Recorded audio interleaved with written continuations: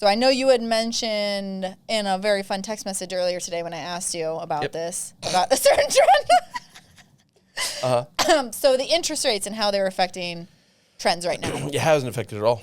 Exactly. I think that's the funny part. That is such a bummer, though. Well, so what we're kind of seeing is that it depends. Again, each neighborhood's gonna be different, right? Mm-hmm. So what we're seeing a lot of is that the sellers may be coming to market, right? The buyers want to buy. Interest rates allowing more buyers in the market. Okay. But because inventory, as the inventory starts to increase, prices are starting to decrease. So we've seen about a 5-7% decrease in prices.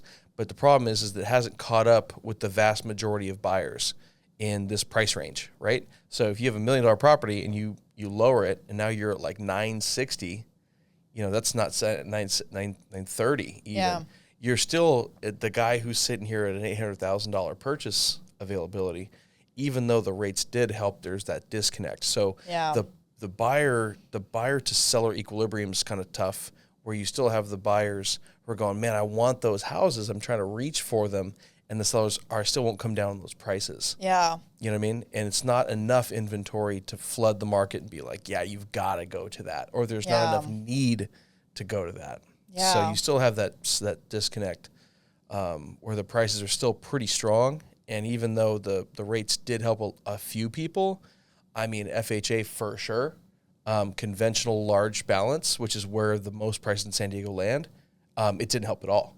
So like high balance rates are pretty much the same as they were a year ago. I don't know if you can answer this question. Based on previous presidential election years, is 0.5% the norm for the drop that we usually get, or is there a norm? There is no norm. No, what you're going to see is you're going to see a lot of pullback as far as like, oh, we're all going to get really conservative, so, no one's going to do anything. And then right before the election, you're going to see all the prices start to drop. Gases drop. Gas is going to drop. You're going to see prices are going to start to kind of soften a lot. You're going to see some interest rate, not the interest rates drop, but like the cost of the rate drop. Okay. You know what I mean? So that's going to be a big one. And then the second the election happens, depends on who it goes with. You're going to have a really good December, January.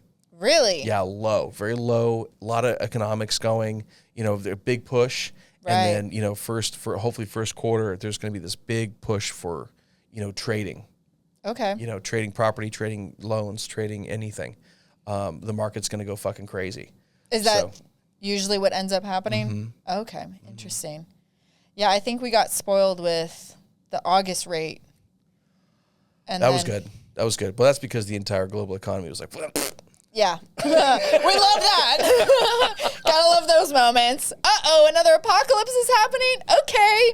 One of those once-in-a-lifetime events that we've lived through 20 already. Yeah, this is number 7. Yeah, we're just like, I'm numb to it. Let it happen. Mm-hmm. Jesus, take the wheel. That's a Carrie Underwood song. Oh, my God. She knew what she was talking about.